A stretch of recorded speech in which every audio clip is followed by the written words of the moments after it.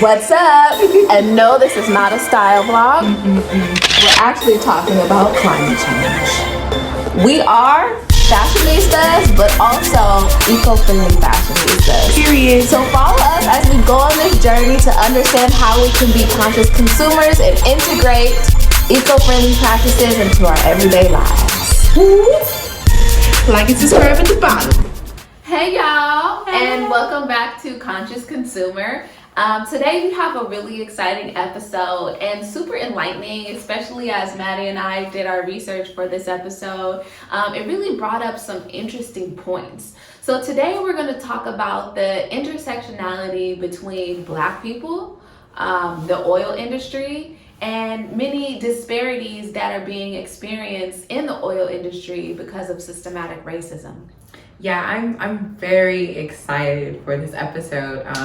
I know a lot of y'all don't know, but I'm a huge history buff. I'm such a nerd. Every time I go on vacations, I have to stop at a landmark or do a monument or go to a museum. So just so excited about learning so much more about this episode today. Yeah, and really the stereotype that we commonly hear is that only white people care about climate change. And rightfully so, because those are the people that typically have the means to make a change. But it's not true. I mean, at the core of who Black people are, they've always had to figure out how to make it work, how to reuse things, how to fix things, how to just work with what they have. Because again, systematic oppression has really kept Black people in a place of poverty, especially in the early 19th century. Luckily, things are starting to turn around, but we cannot ignore the generations that were left behind. Oh yes, and that's one thing about Black people. We can make something out of nothing.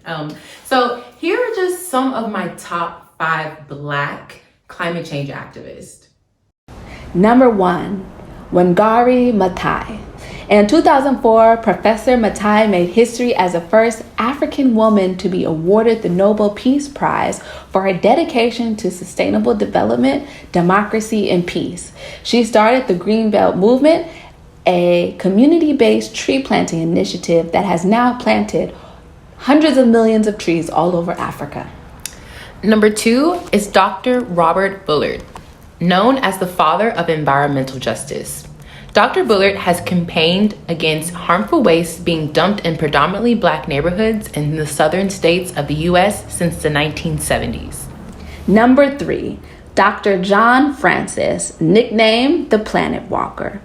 He helped the cleanup operations after an oil spill in San Francisco Bay in 1971. This inspired Francis to stop taking motorized transportation. Instead, for 22 years, he walked everywhere. He also took a vow of silence that lasted 17 years so he could listen to others. Number 4 is Angelou Azilo, founder of the Greening Youth Foundation, which educates future generations about the importance of preservation. Through its schools programs and youth conservation corps, the social enterprise provides access to nature for disadvantaged children and young people in the U.S. and West Africa. Number 5, Dr. Warren Washington, a meteorologist and climate pioneer. Dr. Washington earned a Nobel Peace Prize in 2007 for becoming one of the first people to develop atmospheric computer models in the 1960s, which have helped scientists understand climate change and predict weather patterns still to this day. These models now incorporate the oceans and sea ice, surface water, and vegetation. In previous episodes of Conscious Consumer, we told you that fossil fuel industry is the top pollutant industry in the world. Now, can you imagine how hard it was for Black people trying to convince people to use their tools that were scientifically proven that helped climate change back in the early 1900s? Yeah, especially since Black-owned mining companies were non-existent in the 1800s and even the early 1900s. In 1930, the Universal Oil and Mining Company emerged in Shreveport, Louisiana, which was the very first Black company in the oil industry. And ever since then, it has been far and few in between. Now, in 1859 was the very first successful U.S. well, but Black people have been leasing their land to some other oil mining companies. There are some amazing stories. Like, for instance, in 1902, a little girl named Sarah Rector was born to emancipated slaves. She, in addition to 600 other Black people, were actually given their reparations in the form of land. Unfortunately, she could not afford the $30 annual tax that was associated with the land because the land was desolate and could not grow anything. So she tried to give the land back. They wouldn't allow her to give it back, which was actually a blessing in disguise, because a man by the name of B.B. Wells in 1913 leased a portion of her land and actually drilled and struck a gusher of oil.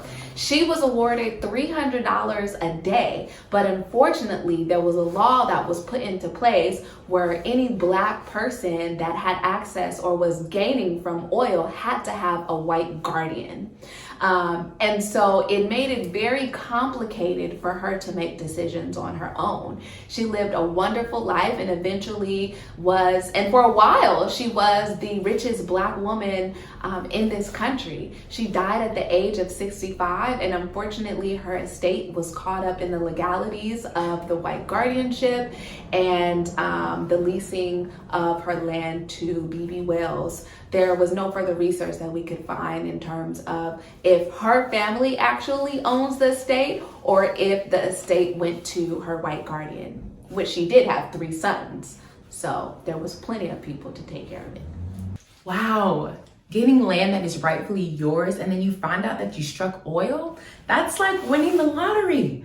No wonder they stopped giving land to former slaves. And then created the white guardianship. If they didn't create systems like this, Black people would have been able to pull themselves out of poverty and we would have stopped being deemed as inferior in the United States. Yeah, because one thing I do know is that the oil industry contributes a lot of taxes, which go straight to the government. So the government is inevitably going to bend over backwards for these companies. Because guess what? What?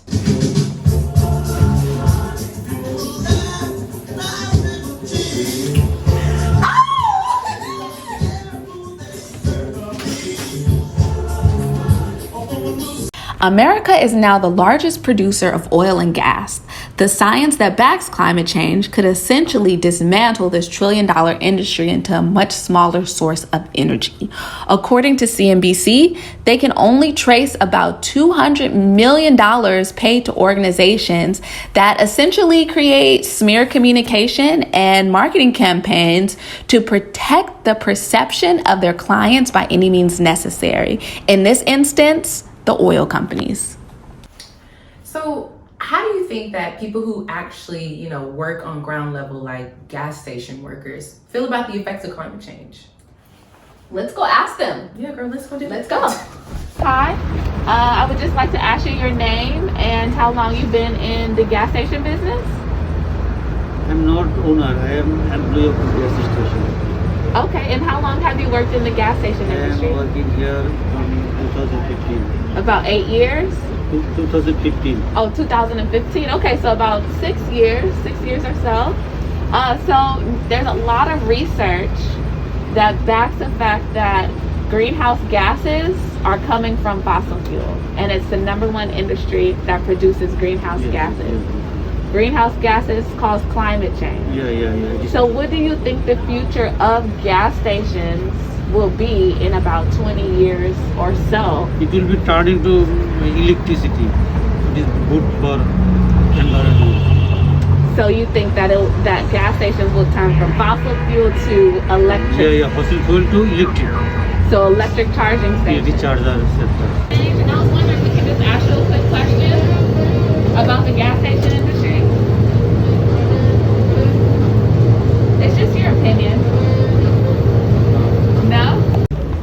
We have a YouTube channel and we're just educating people about climate change. And I was wondering if we can ask you a couple questions about just working at a gas station. Okay, all right. So now that there's lots of proof that fossil fuel industry is contributing to greenhouse gas emission, what's your sentiments about the future of renewable energy? Like electric, do you think that the gas stations will transition to half electric, half gas? Oh yeah. Hello, how you doing? Good. You have to talk with our head office. You need some permission from them. Oh no, it's just your opinion. But also my manager. Can ask you why you will give any question and answer without our permission. All right, we're back. Oh my gosh. It was crazy. What an experience. Yeah. Oh, I just never would have I thought we would have got more interviewers. We only got one. But we did visit, some of the top corporations in the United States, so that was kind of cool. We visited Chevron, EcoFuel, Thrifty Food Market. Where was it? Another one? ExxonMobil. And also 76. All different gas chains, and we got very different responses. But one thing that was similar at all of the gas stations is that the people working there, they didn't speak very good English, and they were foreign, and which is okay because this is, the land of opportunity. It's for everybody, so we love to see it.